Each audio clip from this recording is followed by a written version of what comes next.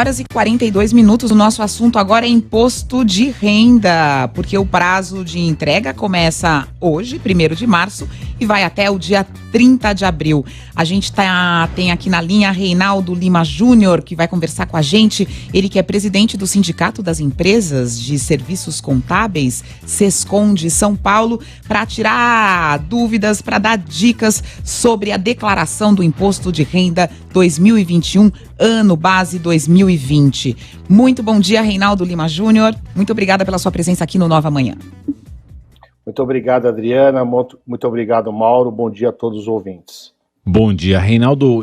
Que alterações você destaca, assim, como logo de começo, o que chama a atenção no imposto de renda deste ano?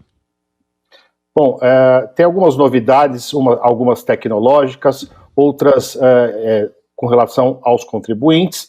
Acho que o mais importante esse ano, dos que já são obrigados a fazer a declaração, tem uma característica especial esse ano, são daqueles que receberam o auxílio emergencial por conta da Covid, e esses que receberam e tiveram outros rendimentos e superaram o valor de 22.847, vão ter que fazer a declaração esse ano também. E existe a possibilidade de devolver uma parte desse auxílio que foi recebida para quem teve esse ganho mínimo? Exatamente. Um dos detalhes é o que vai acontecer. Se nesse ano a pessoa que recebeu o auxílio emergencial e teve o valor superado desses 22.847, o próprio sistema vai gerar um DARF, né, que é o documento de arrecadação da Receita Federal, para devolução desse valor que passou, né? Porque a gente pode ter o seguinte acontecimento: a pessoa recebeu o auxílio emergencial e antes de receber o auxílio ela estava empregada. Então, nessa soma de valores aí superou o valor que eu falei, 22 mil, e aí ela vai ter que devolver essa diferença. Então, só para dar um exemplo, digamos que a pessoa tenha tido durante o ano um rendimento de 20 mil reais. E aí ela recebeu de auxílio emergencial 4 mil reais. Não sei se é possível essa conta. 3 mil reais. Ou seja, ela passou aí uns cento e poucos reais desse limite de 22.847. Essa diferença ela tem que devolver. Ela tem que devolver. E o valor recebido total de auxílio emergencial foi de 3 mil reais. São 5 parcelas de 600. E aí, no caso, acho que para famílias uniparentais, né, para mães que criam seus filhos sozinhas, aí eu acho que dobra, né? Chega a 6 mil, se não me engano. Agora não tenho de cabeça. Exatamente. Mas então vamos considerar 3 mil, quer dizer, digamos que a pessoa de fato tenha recebido 20 mil reais num outro trabalho, né? Depois, por causa da pandemia, perdeu o emprego e recebeu 3 mil de auxílio emergencial. Ela soma 23 mil, passa desse limite de 22.847. Essa diferença vai ser necessário devolver, é isso? Entendi direitinho?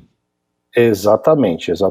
Porque muita gente estava empregada, perdeu seu emprego e foi receber o auxílio emergencial, por exemplo, foi um bom exemplo que você colocou aí. E aí a soma disso passou do valor citado, que é o limite da tabela de imposto de renda, limite mensal. Você somar os 12 meses da tabela de imposto de renda, 1.930 em torno disso, passa desse valor de 22.847.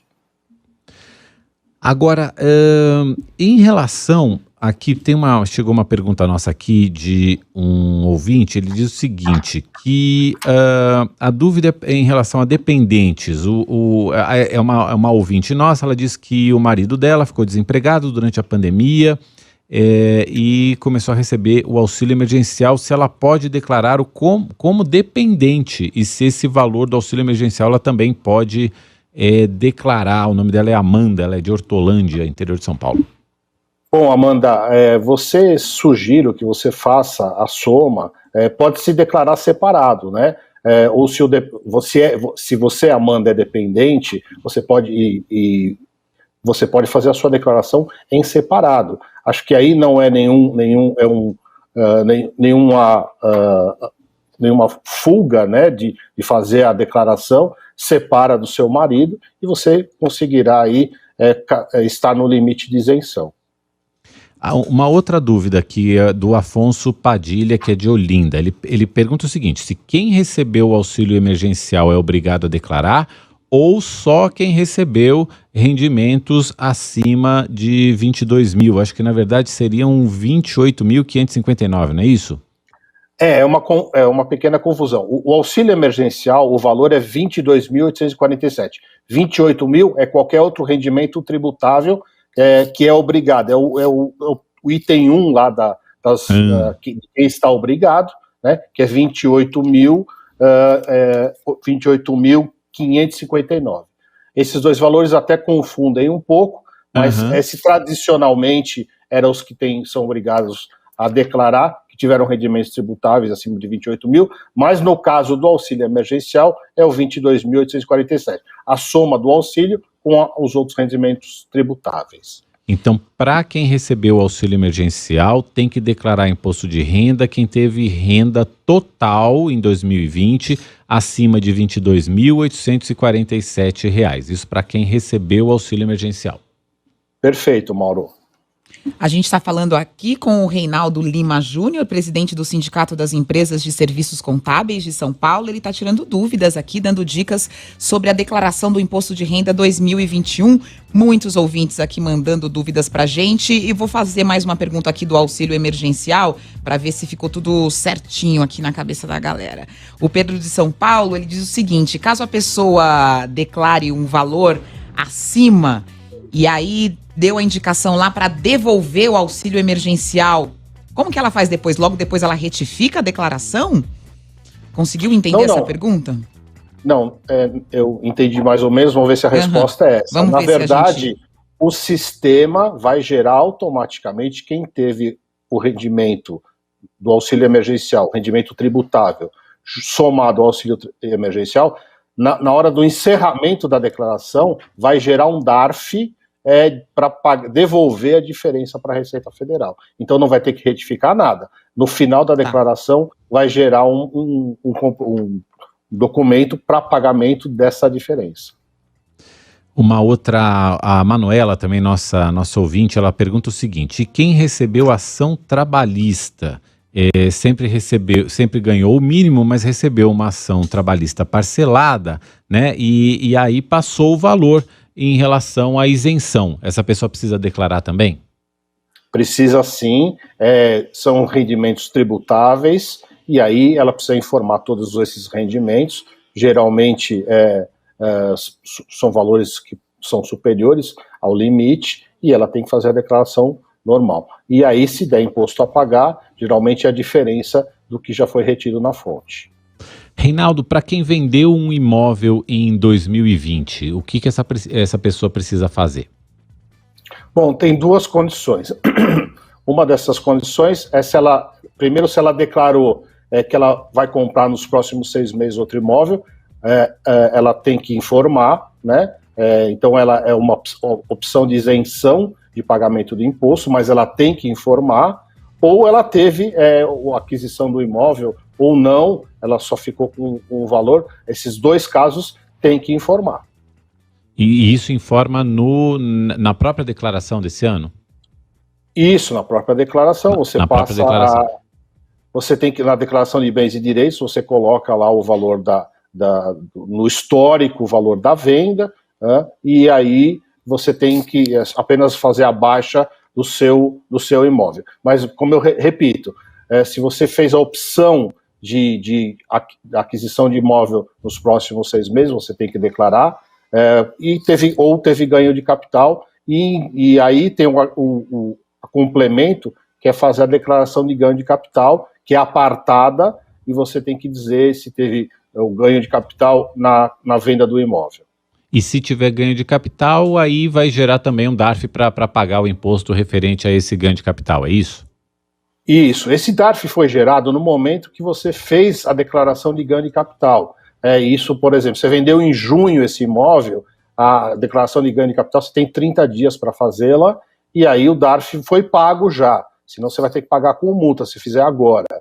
E aí você vai integrar essa declaração à declaração do imposto de renda da pessoa física. Tá entendido.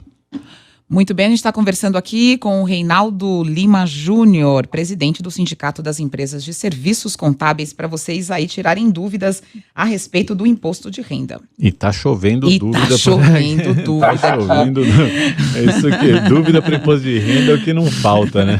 Estamos tentando escolher aqui, gente, para falar aqui. Cadê? Olha, por exemplo, o Thiago de Guarulhos está perguntando quem foi demitido e recebeu FGTS, seguro-desemprego, se precisa fazer declaração.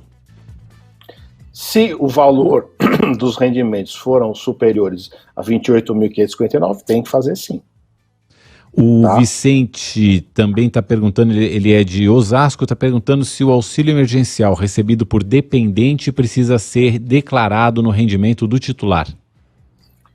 Se você faz a declaração em conjunto, sim. Se você faz a declaração em separado, não é necessário. Cada um faz cada um lança na sua declaração.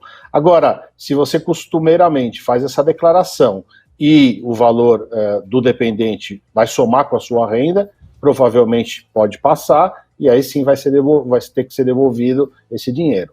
Então, muita atenção nisso. É importante deixar o site do Ministério da Cidadania, que é quem paga, é o responsável pelo auxílio emergencial, até para auxiliar. Vão acontecer muitas dúvidas em relação ao auxílio emergencial, e esse site é bem tranquilo, é gov.br/cidadania, que é o ministério que cuida do auxílio emergencial. gov.br/cidadania. Também, alguns ouvintes perguntando, entre eles a Gabi, de Recife, o que acontece para quem teve redução de carga horária ou até a suspensão da carga horária e, consequentemente, redução do salário? Não acontece, em relação ao imposto de renda da pessoa física, não acontece nada. Simplesmente, claro que a renda foi diminuída e só temos que respeitar o limite. Se não recebeu mais de 28.559 ou recebeu auxílio emergencial até 22.847, tem que declarar. Se não recebeu, não precisa declarar. Muito bem, aqui tem muitas dúvidas, acho que a gente vai fazer a nossa última aqui, do Thiago de Guarulhos. Ele diz o seguinte: quem foi demitido e recebeu FGTS, seguro-desemprego, precisa fazer declaração?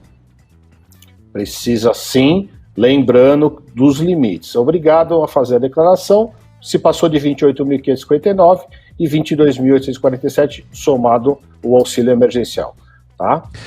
A gente conversou com o Reinaldo Lima Júnior, presidente do Sindicato das Empresas de Serviços Contábeis, sobre a declaração do imposto de renda. Hoje começa o prazo para entrega do imposto de renda da pessoa física. Esse prazo vai até o dia 30 de abril. Reinaldo, já está convidado para voltar outras vezes aqui ao Nova Manhã, porque muitas dúvidas ainda ficaram aqui dos nossos ouvintes. Então, eu repeti uma ainda, poxa. Tá feito o convite para voltar aqui com a gente. Muito obrigado pelos esclarecimentos de hoje. Obrigado você, Mauro. Obrigado, Adriana. Estamos à disposição. Eu sei que existem muitas dúvidas. Muitas delas são bem fáceis de ser respondidas, outras mais complexas. Estamos à disposição. E, assim, teve muita mudança na parte tecnológica, que vai facilitar o usuário, né? Eles querem incentivar bastante o uso da declaração pré-preenchida, que é pouco utilizada hoje, mas antigamente obrigado a acessar por certificado digital, e hoje está muito mais simples, né? Com alguns meios de segurança, mas a declaração pré-preenchida evita erros, e isso vai ajudar muito a não ter malha fina, que tem um número muito grande que cai em malha fina ainda. Obrigado a vocês e um bom dia. A gente que agradece, bom dia para você também.